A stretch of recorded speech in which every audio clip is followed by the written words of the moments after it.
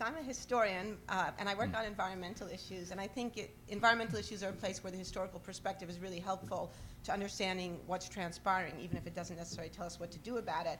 And I think this election in particular shows, it really illustrates how enormously difficult it is to get sustained political attention for environmental issues, and how we really see the gap between the time scale on which environmental issues develop and the time scale of the attention span and the staying awake of politicians and constituents. So global warming is a story with a long history, and it's a history that particularly resonates here in San Diego, because it was scientists here in San Diego at the Scripps Institution of Oceanography that played a key role in first really initiating sustained scientific attention more than 50 years ago, when Roger Revelle, Hans Suess, and Dave Keeling first predicted that global warming would happen and began to create a monitoring system for measuring CO2. And that history is continuous up to the present day with the recent fourth assessment report of the Intergovernmental Panel on Climate Change, in which several faculty from UCSD played leading roles and shared in the Nobel Prize for that work. So we have a long history, more than 50 years of studying this question, and of course not just here in San Diego, by scientists all over the world.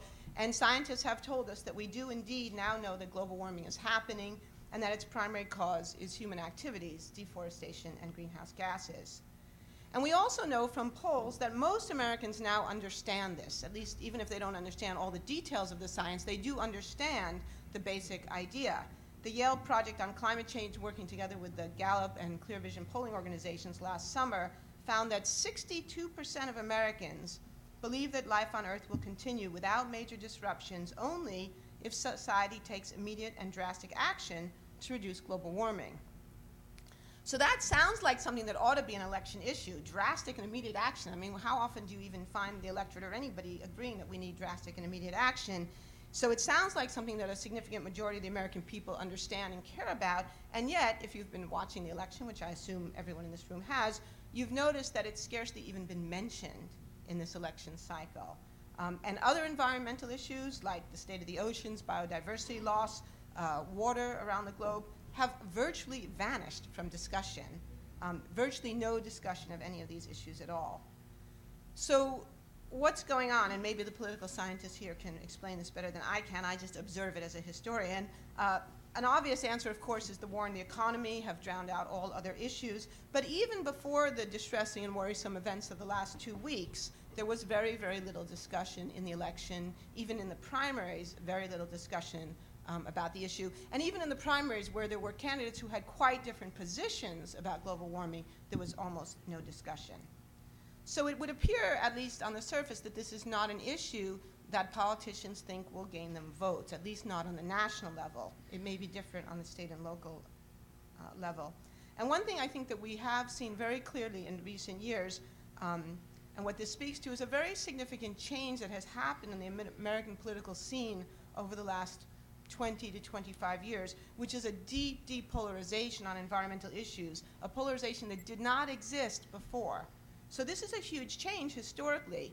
If we go back to 1964, when the Wilderness Act was signed into law by President Lyndon Johnson, that law passed the Senate by a vote of 73 to 12, and it passed the House of Representatives by a vote of 373 to 1. I'm still trying to find out who the one was on that one.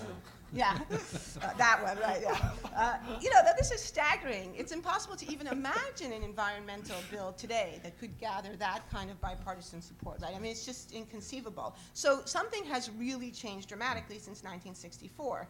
Or even since 1970, when President Richard Nixon, who's not generally remembered as a great environmentalist, created the Environmental Protection Act and signed into law the Clean Air Act, the Clean Water Act, all kinds of other important environmental legislation. Or even 1992, when President George H.W. Bush signed the UN Framework Convention on Climate Change. And actually, 1992 is really a pivotal year historically, because it's just around there when the bipartisan coalition actually begins to break down. It's one of the things I've been studying, is what happened in the first Bush administration over the UN Framework Convention on Climate Change. But many people have forgotten that the United States is a signatory to the UN Framework Convention, which commits us to taking action to preventing dangerous anthropogenic interference in the climate system, and that was signed by our first President Bush.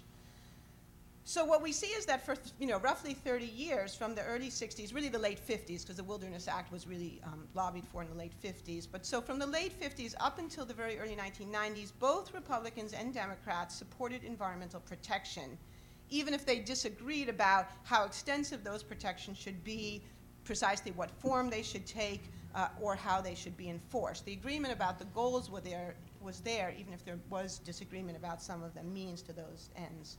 But this has really changed since the mid-1990s, when Democrats and Republicans have split dramatically and harshly on environmental issues, with the Republicans not just working to loosen many regulations that were previously put in place, even during Republican administrations, but in many cases doubting and challenging the science on which those policies have been based.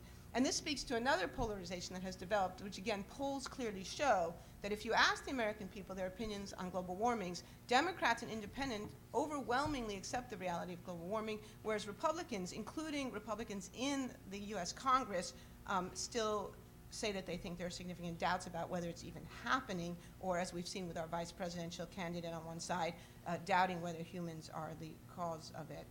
So we see a situation now where the polarization is extremely deep, extremely profound, and which there are a lot of misconceptions that can't be easily addressed in a soundbite, misconceptions that I think cannot be easily addressed in a debate, although Joe Biden certainly tried the other night.